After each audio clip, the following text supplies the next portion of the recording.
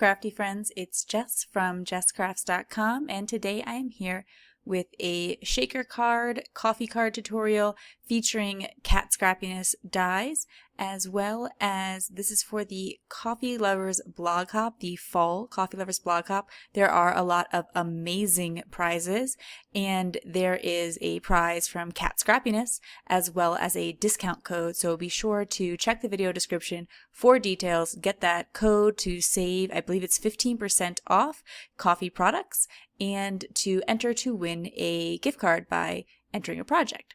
So I started by cutting with the Cat Scrappiness scalloped border dies, and I cut along what will eventually be the side of my piece of cardstock, and I know that it will fit around the Cat Scrappiness basic oval set too that I plan on using later, so I kind of have that in mind, but I did want to start incorporating some of this coffee color. So here I'm using ground espresso distress ink, and this is the traditional distress ink.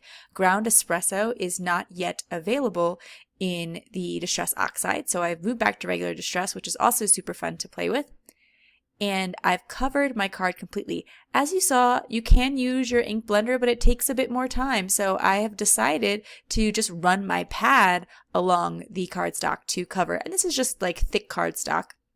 No watercolor paper or anything special. And I'm going to spritz it here with some copper shimmer spray.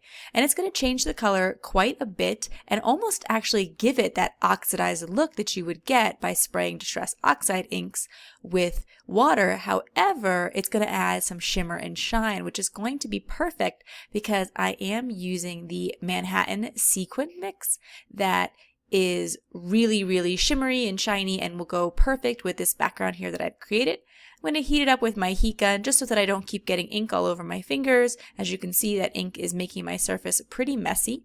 And once I finished, I actually, my paper was a little bit wet. So my washi tape, or in fact my painter's tape there, pulled up a bit of the color. So I just went over it with my distress inks again, and I was able to sort of fix up that area and make it not so noticeable, but I'm going to do a little bit more to kind of cover up that boo-boo later and point it out to you.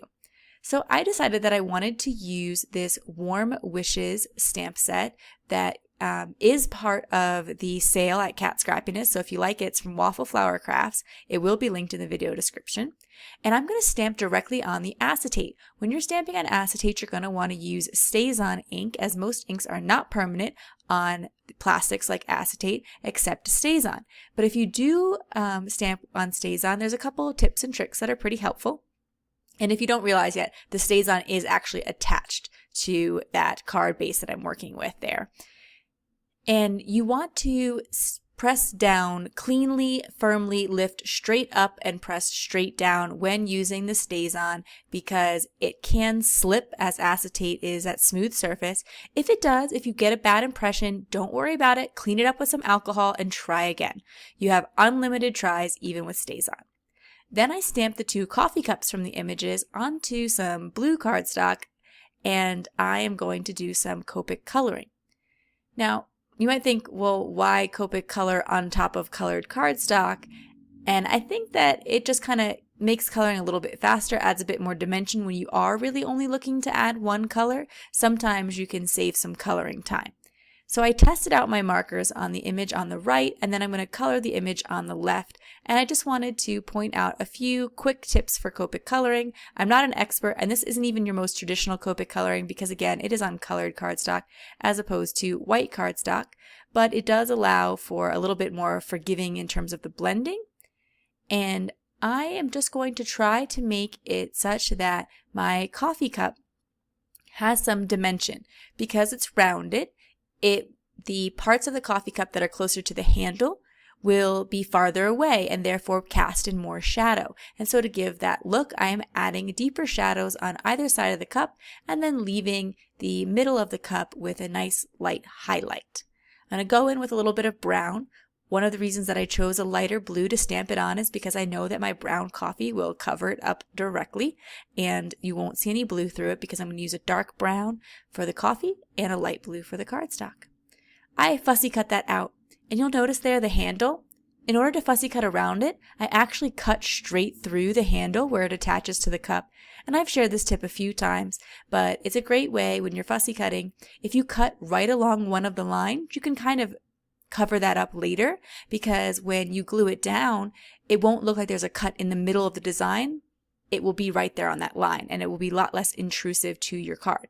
So I'm going to add some of this tape here on the back, but I don't really love my ATG for this because it will only cover in a solid way. I would prefer to use something like a dot roller there, and the dot roller allows me to only get adhesive in some spaces, and the rest will just go off onto my mat. Now I'm almost ready to completely assemble my shaker card here. I have, of course, attached that to the acetate rather than stamping it because I wanted to add that color. I have added a double layer of foam tape there, and I've cut little slits in my foam tape to help sort of shape it around this curve. As you can see, I'm not worried about making it a perfect oval. That would be a little bit more fussy, but instead I'm just giving it a larger space and almost making a rectangle, except for where I do need to curve around because of that border die.